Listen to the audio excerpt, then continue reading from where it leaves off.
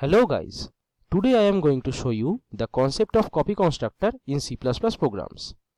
Constructors are basically initialize the data member variables of the class after its object instantiation.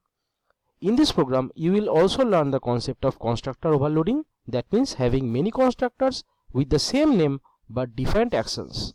Now let me start the explanation. I am including the IOStream header file, then using the namespace std. After that I am using only one class, my class 1. So the constructor overloading took part in this class. Now in this class, in the private access specifier, the simple member variable or data member variable is declared here int x. Now in the public access specifier, we are defining the default constructor at the start. So it is having the same name with the class name and no parameter list is here, so it is the default constructor. Basically it's initialize the x variable with the 5 value. So x is initializing here. Now the data member variable is initializing with a parameterized constructor. This is the parameterized constructor having the same name with the class name with parameter int I. So whatever will be the value of I will be initialized with the x. Now the third constructor, which is the main constructor, copy constructor, our main focus will be in this constructor. It is the copy constructor my class 1. Parameter is the object of my class 1. Now what is copy constructor? Let me define you at first. Copy constructor basically copies the data of another variable or another object into the main object, or I can say that one object of a class is initialized with the value of another object. Do you get it? The value of an object of a class is initialized with the value of another object of that class. So here the object of my class 1 will be initialized with another object of my class 1. So it is copy constructor. Now a simple normal function display to display the value of x.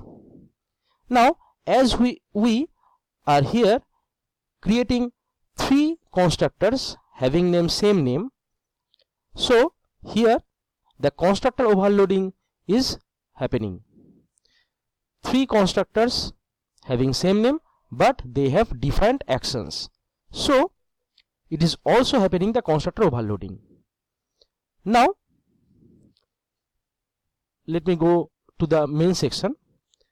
In the main function we are creating the first object m1 of my class 1.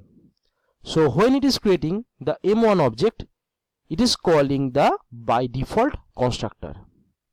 So m1, the data member variable x of m1 will be initialized with this value 5. So when we display the m1.display function, when we call this function, we will get that m1 shows the value of x will be 5. After that we are creating the second object of my class 1. Now this object is instantiating with the parameterized constructor as the value 10 as an argument is supplying here.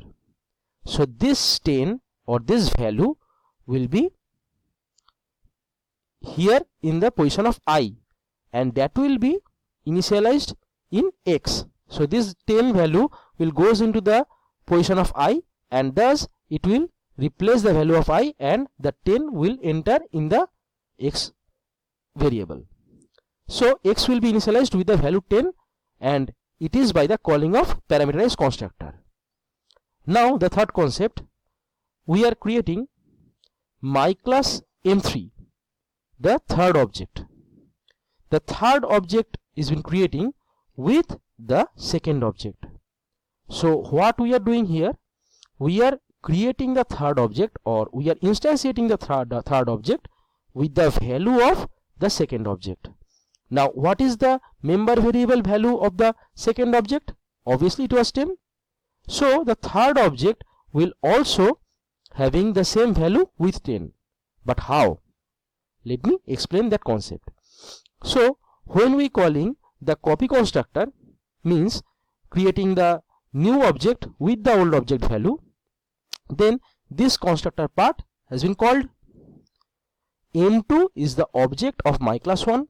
So M2 will replace the B object here. It is local object in this constructor. But you should remind that using copy constructor, you have to declare the object with its address. Don't use the only object without address. You have to use the class name and address of that object. It is the rule from C++. So we are using ampersand B here. Now M2 object replaces the object B. So when x equal to b dot x will be executed, then the x of M3 will be initialized with the M2 dot x. That means the x of M3 will be replaced by the value of x of M2 as M2 goes into the B. So it is copying the value of M2 object into the M3 object. Thus we call it copy constructor. Now again the normal display function will be called after that M3.display. Now if we show the output, now let me show you the output. Here is your output. The value of x is 5 at first, then the value of x is 10, and third the value of x is 10. Again let me explain these values. When x is 5, M1.display calls at first. So M1 having the value of x, that is 5. So it is displaying the value of x is 5. Then we are creating M2 with 10 value. So x is replaced by 10. Now when M2 calls the display function, it shows us the value of x is 10. Now we are creating M3 with the value of M2. M2 having the value 10. So M3 will also have the value 10. So when we call the display function from M3, the x will be printed as the value of x is 10. Again I am showing you the output. Here is your output. So I think the concept of copy constructor is clear right now. So you can note down the whole program. You can amplify it for your various purpose. If you like the video, please give us a like and please subscribe to my channel for more further coding related videos. Thank you.